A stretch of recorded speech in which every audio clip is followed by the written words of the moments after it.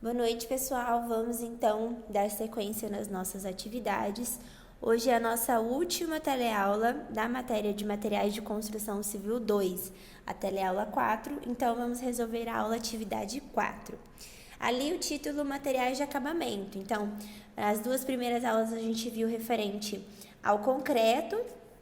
Na aula passada, na teleaula 3, nós vimos sobre os revestimentos e argamassas e hoje a gente vai ver sobre os materiais de acabamento. Quem já viu a teleaula, viu que foi falado sobre vidros, sobre os polímeros, sobre tintas, sobre vernizes e sobre as rochas que a gente pode usar como acabamento também na construção, certo? Então vamos lá, primeira questão.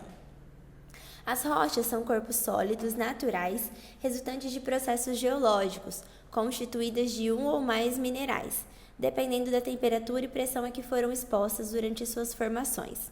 Quais são as rochas formadas em grandes profundidades sob elevadas pressões e temperaturas, que como exemplo tem-se granitos, gabros, sienitos, dioritos? Assinale a alternativa correta.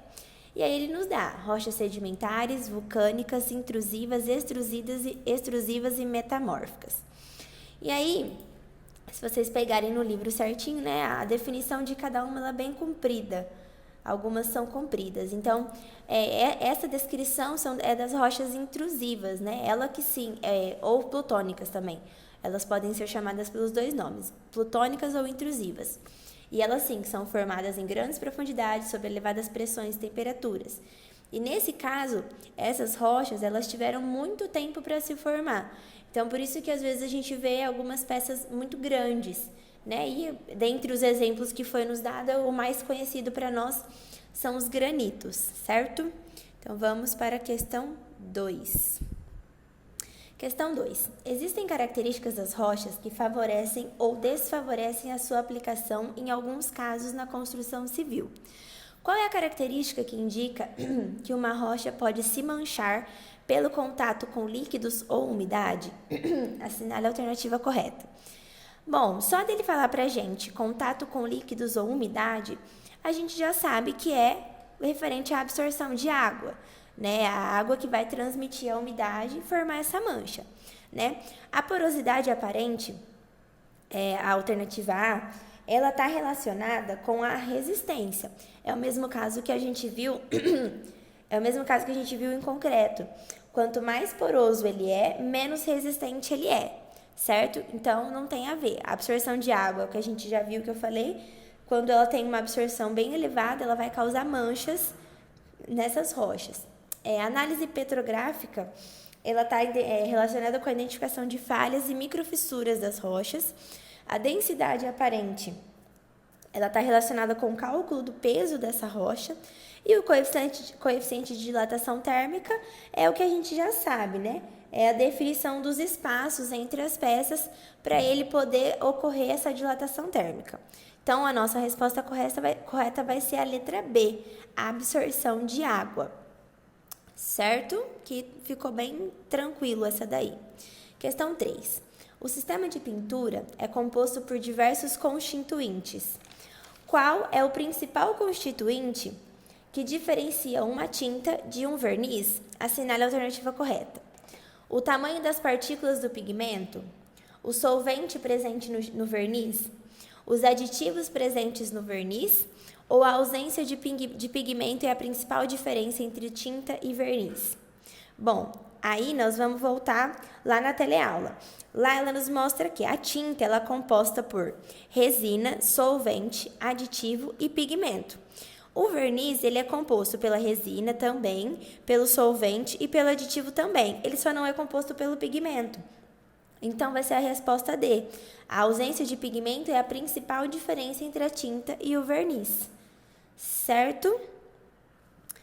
Partimos para a questão 4. A pintura não é apenas uma simples etapa na execução das obras.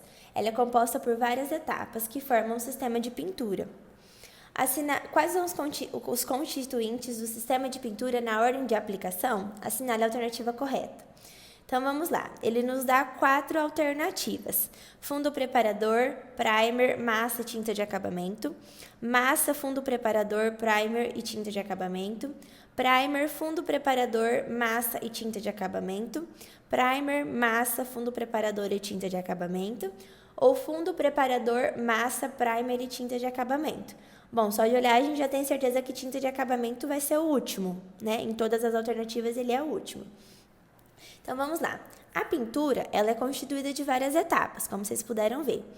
Só que existem uma ordem a ser seguido. Então, a primeira coisa que a gente vai aplicar vai ser o fundo ou o primer, né? É conhecido como os 2 nomes.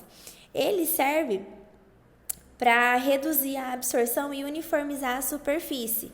Então, ele é utilizado na primeira demão, destinada a reduzir essa absorção do substrato, que é aquela alvenaria ou aquele concreto seco lá, o cru, digamos assim. É a primeira parte da nossa alvenaria, sem acabamento nenhum. E uniformizar a superfície, como eu falei.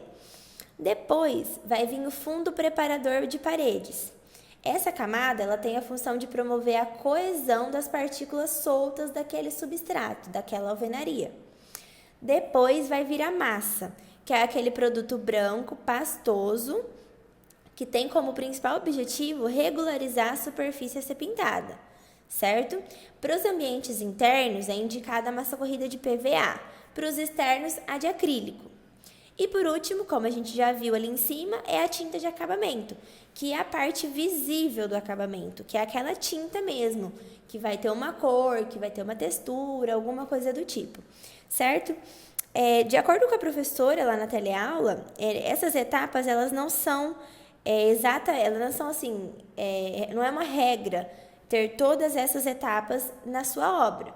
Vai depender de como está a sua alvenaria. O que ela comentou é que geralmente, se a sua alvenaria está bem feitinha e tudo mais, não se aplica o fundo ou o primer e depois o fundo preparador. Geralmente vai-se direto para o fundo preparador, certo?